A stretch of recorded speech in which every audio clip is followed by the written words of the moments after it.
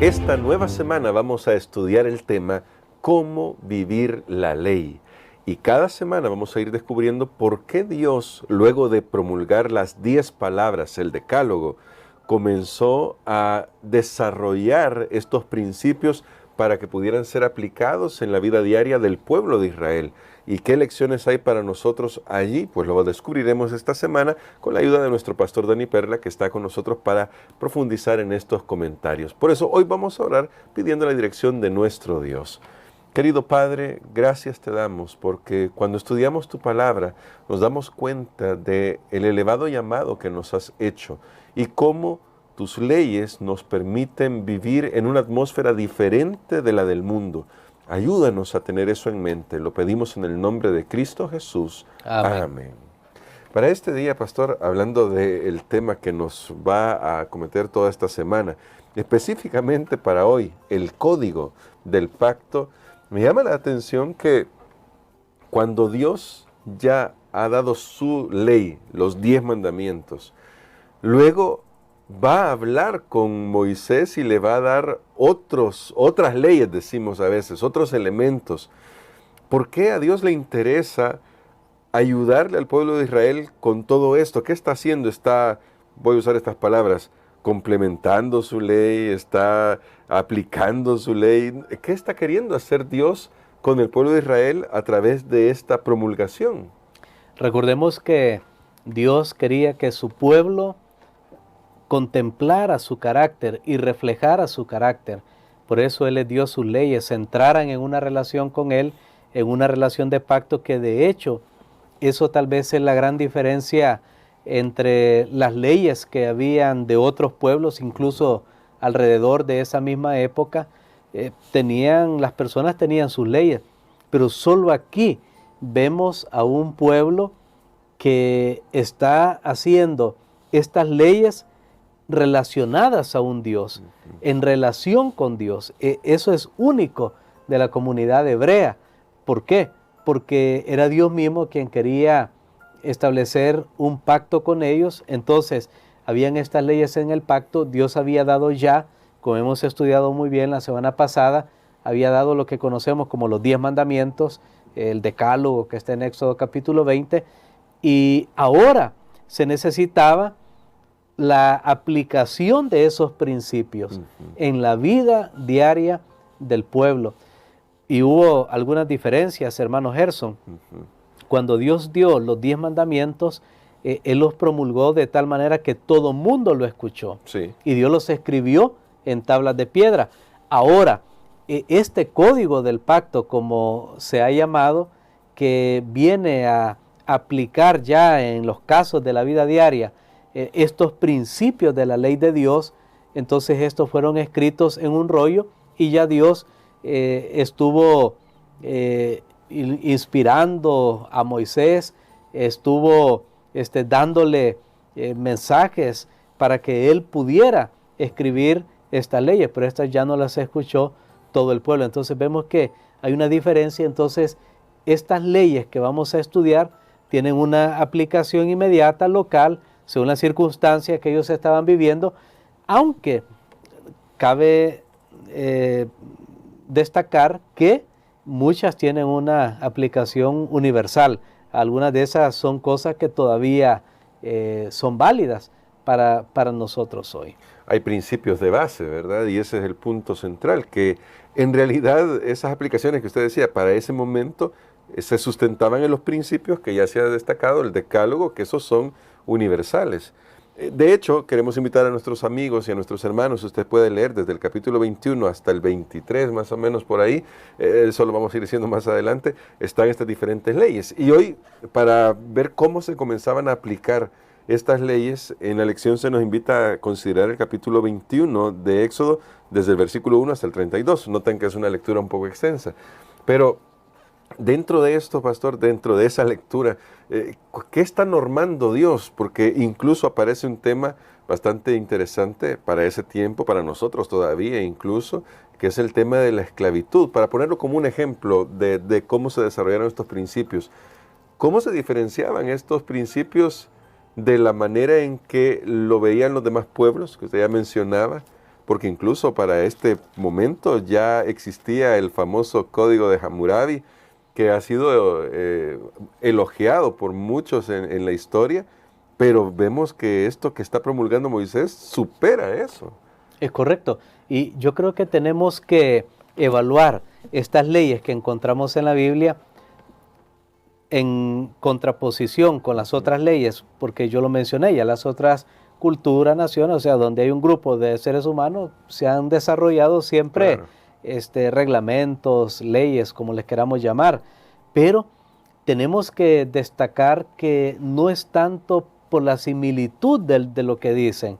Por ejemplo, el código de Hammurabi, habían otros códigos, no es tanto qué similitud hay con ellos y estas leyes que encontramos en el libro de Éxodo, sino en las diferencias, porque allí es donde está lo notable. Encontramos que estas leyes que son conocidas nuevamente como Código del Pacto, tienen todavía un componente de más gracia, de más misericordia, más respeto por la vida, aún en contraste con las leyes que tenían otras naciones. Precisamente porque era eso, porque Dios estaba conduciendo a su pueblo y mostrando cómo los principios de los 10 mandamientos, que es la gran ley moral del cual se desprenden todas las demás leyes, cómo eso cambiaba la perspectiva y la forma de ver algo. Usted mencionó, bueno, por ejemplo, aquí cuando leemos en el libro de Éxodo capítulo 21, leemos que comienza hablando de las leyes acerca de los esclavos, pero noten, por ejemplo, vamos a ver el versículo o los versículos 5 y 6, Éxodo capítulo 21 y los versículos 5 y 6. Y dice, y si el siervo dijere, yo amo a mi señor, a mi mujer y a mis hijos, no saldré libre. Entonces su amo lo llevará ante los jueces y le hará estar junto a la puerta o al poste, y su amo le horadará la oreja con lesna y será su siervo para siempre. En todas las culturas, en esa época, la esclavitud, bueno, las personas que eran tomadas como esclavos o tratadas o considerados como esclavos, estas personas, su vida no valía nada. No. Pero aquí nosotros vemos que hay un trato diferente. De hecho, algunos tal vez se han extrañado que la Biblia hable de la esclavitud y que dé regulaciones con respecto a la esclavitud. Sí. Y tal vez algunos han pensado, ¿por qué mejor Dios no dijo directamente, no tiene que haber esclavitud, quiten a todos los esclavos?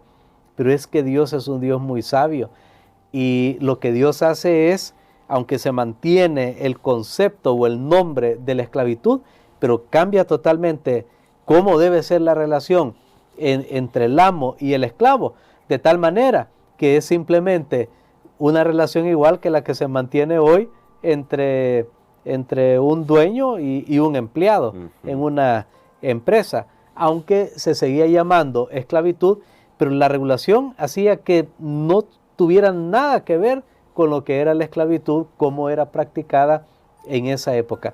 Además, Dios no pidió que se aboliera la esclavitud directamente, porque Dios conoce nuestros corazones humanos. Sí. Y nosotros lo hemos comentado en otros momentos, que siempre en la naturaleza humana, cuando quitamos algo ocupa ese lugar. O sea, no hay vacíos en la naturaleza, no hay vacíos. Jesús, por ejemplo, contaba, hay una situación y dice, si alguien estaba poseído por demonios, pero luego esos demonios salen, la casa queda vacía. Estaba haciendo una analogía. ¿Y qué hace ese demonio que salió? Bueno, vio que lo sacaron, pero entonces va a ir a buscar refuerzo y va a regresar. Y dice, si la casa no se ha llenado, va a regresar. Sucede lo mismo con el corazón humano. Si decimos, no, ya no hay más esclavos, ahora la pregunta es, ¿qué toma su lugar? Tristemente, el corazón humano irregenerado coloca otras cosas que pueden ser igual o peor. Entonces, lo mejor que Dios vio fue regular la relación entre los esclavos y los señores, los amos, Y entonces se encontró que prácticamente es una relación cordial entre un empleado y un empleador como lo tenemos nosotros ahora, de respeto, que esto es lo que tienen estas leyes. Noten aquí incluso el siervo podía quedar con la esposa que se le había, el siervo o el esclavo, y podía quedar con su familia y decir, no, yo voy a servir solo con esta familia, y entonces podían estar allí para siempre. Creo que es una bendición cuando nosotros consideramos que aún en medio de las circunstancias humanas que tenemos en este mundo, que muchas veces no son las ideales, siempre podemos encontrar un componente de respeto, un componente de gracia, de misericordia, porque luego habían otras leyes. Por ejemplo, hay otra sección aquí del versículo 12 hasta el versículo 25, tenía que ver sobre actos de violencia. Dios detestaba realmente la violencia. Solo vamos a leer una de esas para que veamos los versículos 12 y 13. Dice así: el que hiriere a alguno haciéndole así morir, él morirá. Mas el que no pretendía herirlo, sino que Dios lo puso en sus manos, entonces yo te señalaré lugar al cual ha de huir. Muy bien, aquí se nota, por ejemplo, alguien que accidentalmente pues hirió a una persona y la persona murió. Había regulación para eso. Claro, se ha perdido una vida. ¿Qué hacemos? Normalmente, sin estas leyes, lo que la familia busca es venganza. Sí. Bueno, hay que vengar porque él murió, tiene que pagar con la muerte. Ahora, Dios más adelante dice, si fue intencional, es otra cosa. Realmente tiene que asumir responsabilidad. Pero si no fue intencional, hay un daño que ha sido provocado, y entonces se crearon allí. Más adelante ya se le da nombre a las ciudades de refugio, donde la persona huía y de esa manera se preservaba la vida. Incluso en esta sección que habla de la violencia, al final es donde está, de esta sección, donde está algo muy famoso que Jesús hace referencia en el Nuevo Testamento, versículos 23 y 24. Dice: mas si hubiere muerte, entonces pagarás vida por vida, ojo por ojo, diente por diente, mano por mano, pie por pie. Esta era la famosa ley del talión. Sin embargo, estudiando, yo descubrí que no, aunque ahí estaba ojo por ojo y diente por diente, no es que eso se estuvo practicando así. Íbamos a encontrar personas, varias personas sin ojos. De hecho, alguien hizo un dicho muy interesante y dijo, ojo por ojo y el mundo estará ciego. Y al final no va a quedar nadie viendo. Pero aquí lo que sí era clave era vida por vida. Eso sí, si había una intencionalidad de quitar la vida a alguien y se ejecutaba, entonces ahí sí la persona tenía que responder con su propia vida. Pero aquí, ¿qué está haciendo esta ley? Por ejemplo, impidiendo que alguien tome la ley en sus propias manos. Y no en momentos de ira, entonces yo quiero vengar ese daño que me han hecho o que le han hecho a mi familia. Entonces no, habían leyes que regulaban. De esa manera se preservaba la dignidad humana y la vida humana, que estas leyes tienen finalmente eso, vida. Y todas las leyes, si yo lo mencioné también cuando comenzamos a estudiar de las leyes, que el punto de la ley de Dios es la vida, es a favor de la vida. Eso es lo que, porque Dios es vida. Bien. Y Dios desea que nosotros vivamos. Ahora, pastor, me gusta mucho eso que decía de que no era para que las personas tomaran la ley en sus propias manos, y entonces uno puede entender que estas indicaciones del Código del Pacto casi que iban dirigidas a las personas que iban a aplicar la justicia dentro del pueblo de Israel. Y eso me lleva para una pregunta, una reflexión final. ¿Cómo podemos nosotros aprender a confiar en la dirección de Dios en el punto a tal punto de que podamos hacer lo que llamamos hoy modernamente un debido proceso, aceptar los debidos procesos? No vivimos en el mundo ideal, lo vamos a reconocer, pero si nosotros hacemos la parte que nos corresponde, podemos confiar que Dios siempre nos dará el mejor resultado.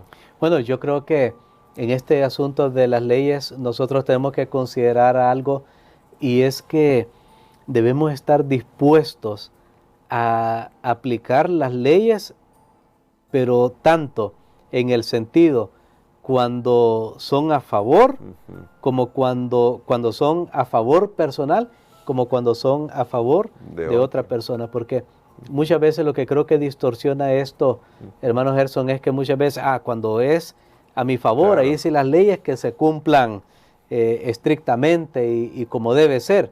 Pero si es a favor de otro, pues no me preocupo. Yo creo que aquí, como usted decía, ¿qué podemos o cómo podemos hacer nosotros para aplicar esto en nuestra vida, confiar en los procesos? Bueno, es tratar de ser lo más equitativo, justo. Las leyes tienen ese componente de justicia. Sé que esto no es fácil, ahí tenemos que confiar en la guía de Dios para cada uno de nosotros, pero sí, a veces nos causamos mucho problema cuando comenzamos a ser selectivos en la aplicación de las leyes y entonces podemos incluso ser parciales a la hora de que estas leyes sean aplicadas. Creo que ahí es donde tenemos que pedir sabiduría, mucha sabiduría a nuestro Dios. Y de hecho, esta semana va a ser para eso, pedir sabiduría y descubrir estos principios que están acá para que hoy también nuestra vida pueda mejorar. Y quisiera, pastor, que ore por nosotros por eso, para que cuando veamos esto, no nos concentremos tanto en las letras que nos dices, porque algunas circunstancias han cambiado, pero sí en los principios que hay detrás de este código del pacto. Amén. Padre, gracias te damos, Señor, porque tú nos muestras que eres un Dios de justicia, un Dios de verdad, un Dios de misericordia y de gracia. Gracias, Señor, porque tú nos muestras que también en cada situación que hacemos tenemos que pensar cómo evaluarías tú, cómo juzgarías tú esa situación y si especialmente fuera nuestro caso. Ayúdanos, Padre, para también aplicar a los demás aquello que deseamos que sea aplicado para nosotros. Lo pedimos en el nombre de Jesús. Amén. Amén.